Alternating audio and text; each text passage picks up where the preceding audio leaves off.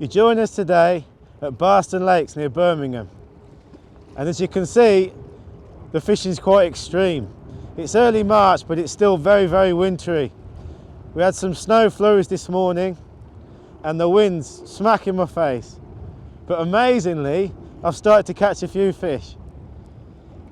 It just shows what a prolific venue Barston is.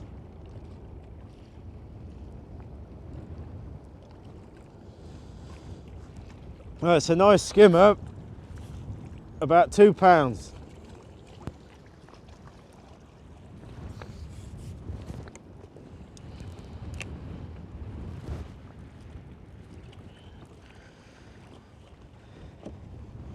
There you go.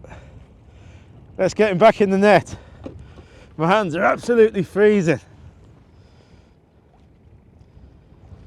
So the aim of the video today is to show you a few tips about catching fish when you're up against it in terms of tough conditions like this.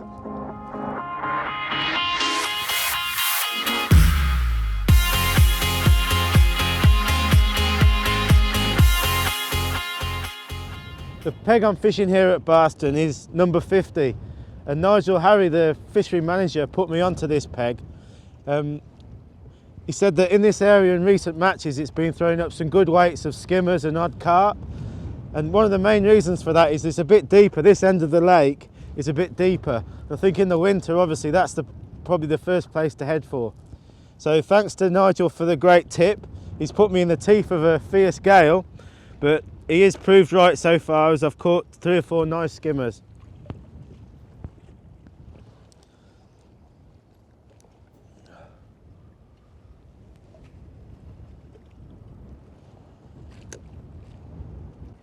So my starting method today is fishing a small groundbait feeder around about 30 yards out.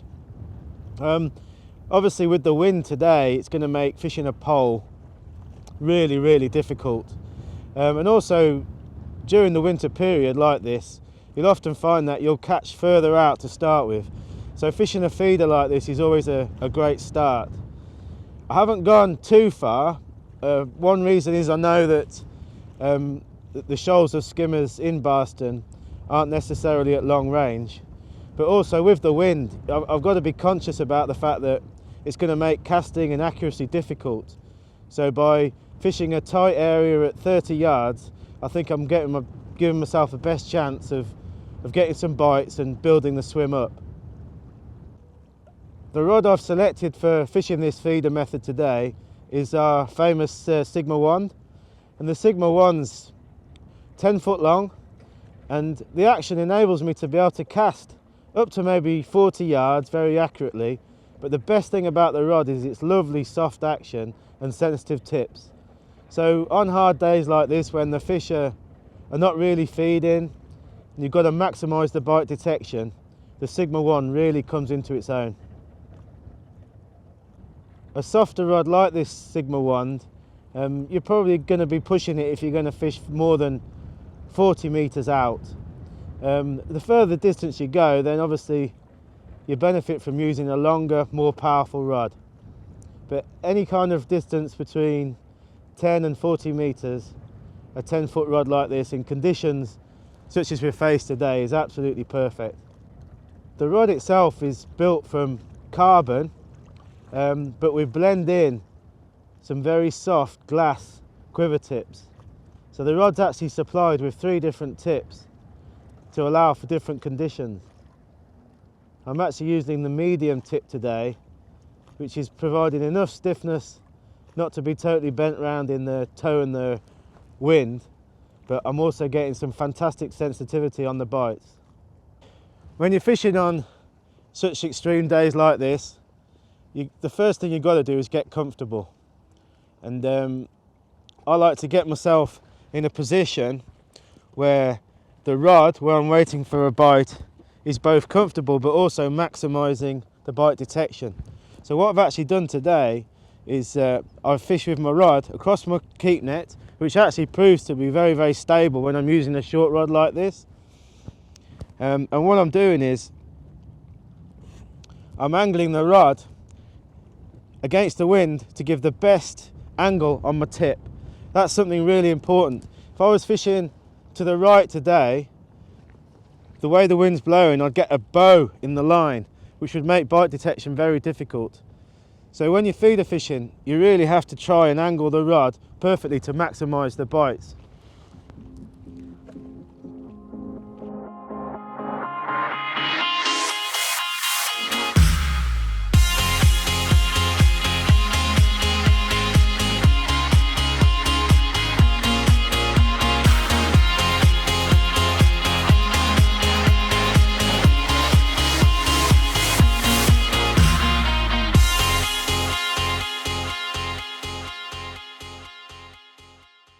As you'll see, even in these tough conditions, the bites on the Sigma wand are really magnified.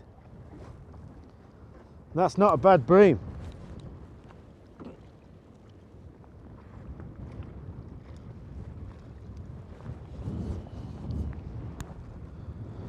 I'm actually fishing quite fine to start with.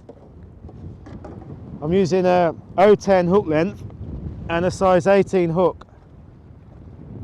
And it's definitely working at the moment. I'm getting some beautiful fish like that. The hook bait I've started with is just simply a single dead red maggot. And dead red maggots seem to really work well when conditions are tough like this. I don't know if it's how it naturally moves in the water or if the bait's lighter, but that's a good start today. And the feed that I'm putting through the feeder, obviously I'm just using a very small feeder, so I'm not introducing a lot of bait, and I'm just feeding a few casters, a few micro pellets, and I'm plugging it with some fish meal ground bait. So by fishing like this, I can really respond to how the fish are feeding. Obviously if the fish start to feed well, I can go up in size to a bigger feeder and feed a lot more bait. But at the moment I'm just happy picking off the odd bite and the odd fish and nicely building the swim up.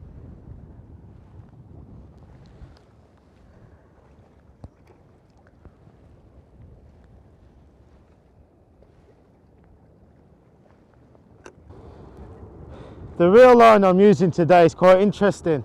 For the past few years I've been experimenting with fluorocarbon, and this is a 3-pound fluorocarbon reel line, and I think it works really well when I'm fishing nice and sensitive like this, because I think there's less stretch, which helps to again magnify the bites, but also it sinks very quickly.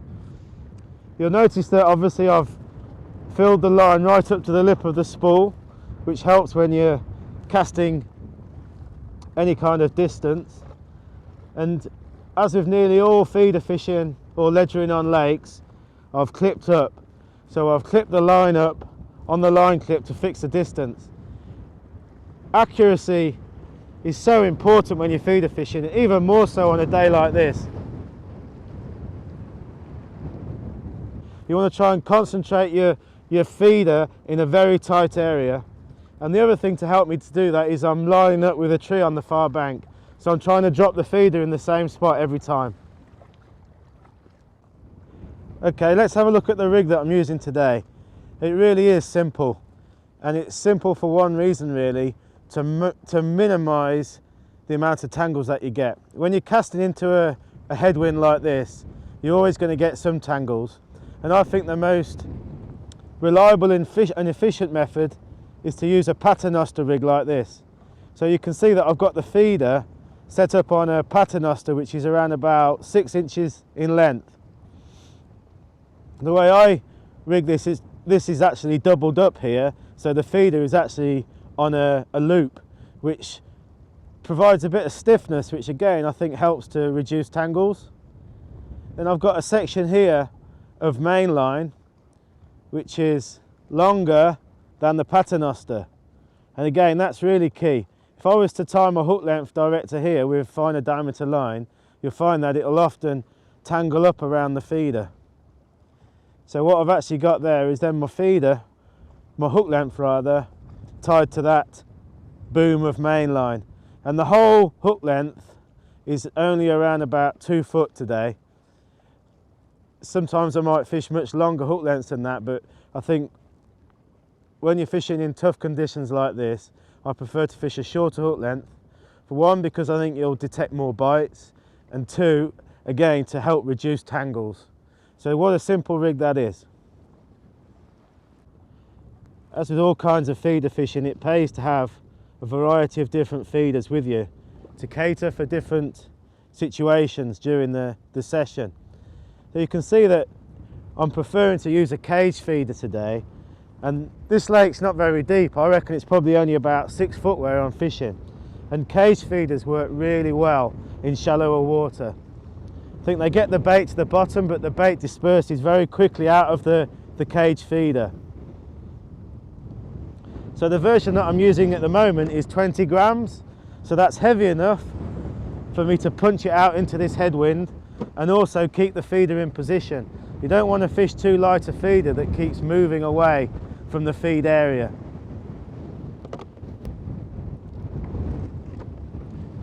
The hook length material I'm using is this 010 diameter Mac XT, which has a breaking strain of just over 2 pounds.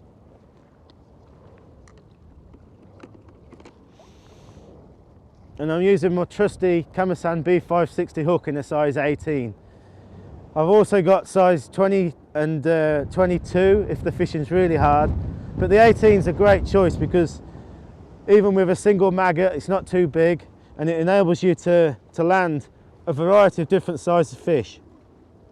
Obviously, if I started hooking some better fish, maybe some carp or big F1s, then I'd scale the tackle up accordingly, but at the moment I'm just catching skimmers and odd roach.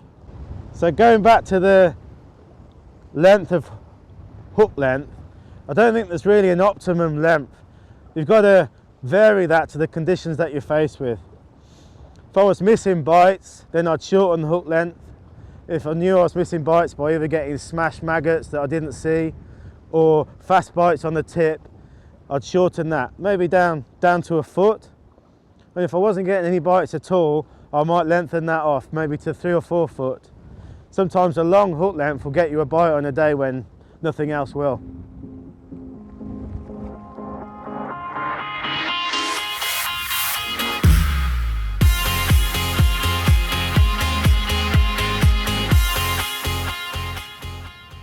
Well, I mentioned about how important it is to position the rod at the right angle when you're feeder fishing and ledgering.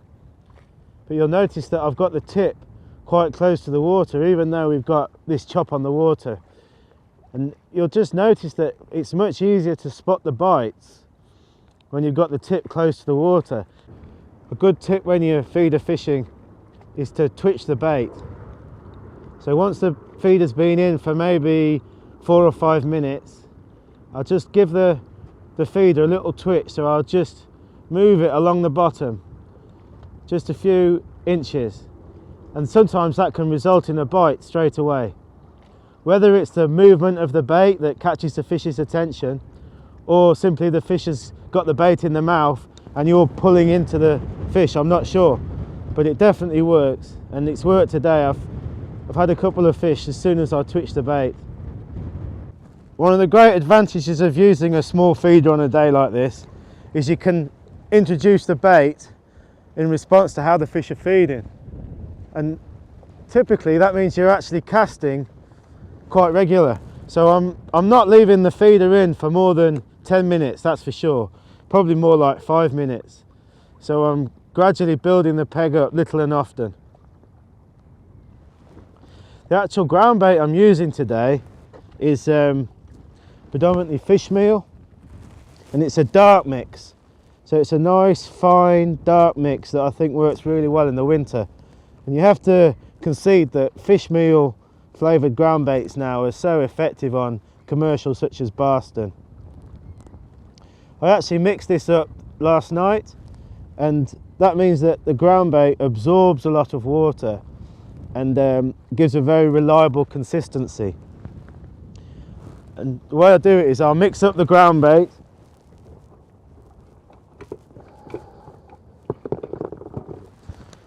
so I'll mix up the ground bait before, and obviously one of the most important things when you're mixing ground bait is to use a riddle like this.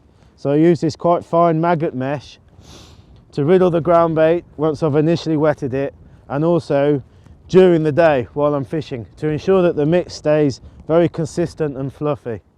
I haven't brought a lot of baits with me today. I think it was all about keeping it simple really. I mentioned about the hook bait, which is dead red maggots that I prepare by freezing. So I'll take different batches and freeze them for some time so that they're all dead. And that's got to be one of the best winter baits on commercials, I think. I've also prepared some dampened micro pellets, and again that's something worth taking some time over to get it right. Just add enough water to submerge the pellets, drain it off, and you'll find that the pellets expand. But they're all now consistent, they're not stuck together, and they'll all come out the feeder with the ground bait and provide a nice attraction on the bottom for the fish to home into. And for me, when I'm skimmer fishing and roach fishing, I simply can't go without casters. So I'm putting only probably 3 or 4 casters in with each delivery of feed in the feeder. And I think the casters will help to attract and hold the skimmers. And it's also worth trying on the hook as well. A single or a double caster can be a great bait on its day. So I think I'll just quickly show you how I hook the dead red maggot on. I select a maggot, a nice decent sized one, and as with nearly all the time when you're hooking a maggot, you want to take the blunt end and just nick the maggot in the skin. So you can see there that presents the maggot perfectly on the hook. If I was to hook it through the middle or more crudely through the head, you'd lose a lot of the fluid out the maggot and it wouldn't look anything like as attractive. So as I'm fishing an 18, I could put double maggot on, which I think I'll try next. And I'm going to put the second maggot on, and I'm going to lightly hook that in the tail. And that's how I like to fish with double maggot, because I think it helps to prevent the hook bait from spinning up if you were to hook them both through the head. But also it means that there's not too much meat around the hook. If I was to hook them both through the head, there's quite a lot of meat, and that can encourage the hook to double through the maggot and could cause you to lose some fish. So apart from the dead maggots that I'm using for hook bait, I always like to prepare some floating maggots. And I've got some bronze and red maggots here that I've pre-prepared at home so that they'll actually float. And that can really make a difference sometimes on a hard day. I don't know whether the extra buoyancy helps to make the bait move, maybe more naturally in the water, or maybe when the fish sucks the bait in, it feels more natural, and it perhaps counterbalances the weight of the hook. And I do think that's a really important thing to think about, is actually the weight of the hook. So when you're fishing fine like this and you're using single baits or even double baits, I don't think you want to use too heavy a hook. So I think that will reduce the presentation of the bait and probably result in less bites.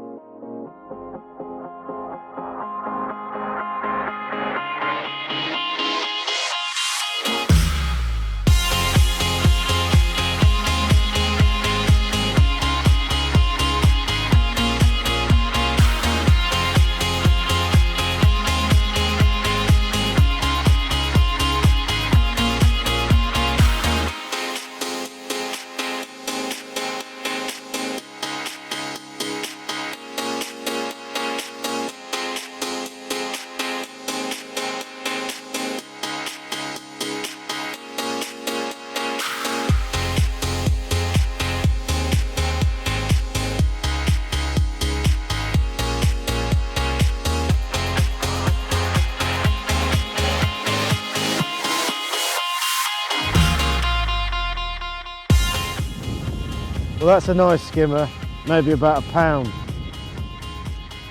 And you can see that it's got an underslung mouth, So bream predominantly feed on the bottom. Obviously there's cases when they'll feed off the bottom, but they're pretty much regarded as a bottom feeder.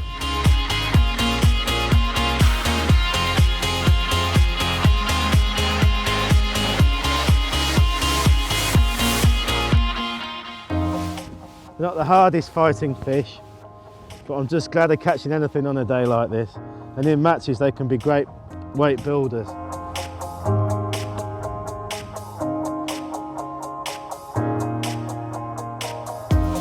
Let's try a floating maggot, just a single red.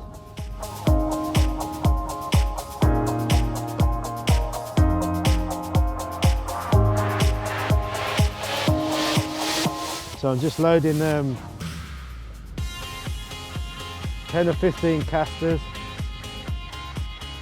with a few micro pellets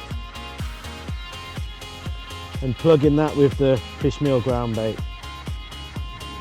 You want to make sure that all the bait's nicely contained in the feeder and make it as aerodynamic as possible, particularly when you're casting into the wind like this.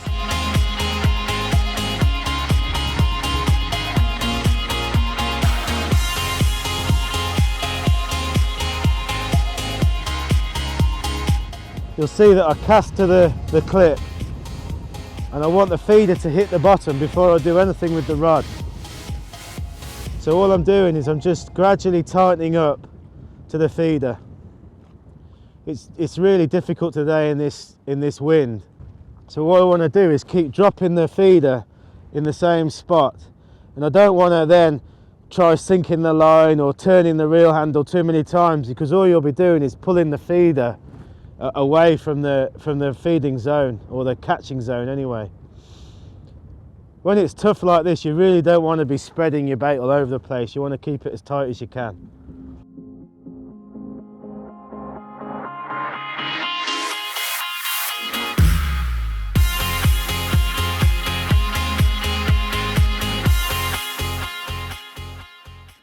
Well, there you go. What a lovely net of bream on such a tough day. We fished into the teeth of a gale and it's been really cold, but I've really enjoyed catching these fish.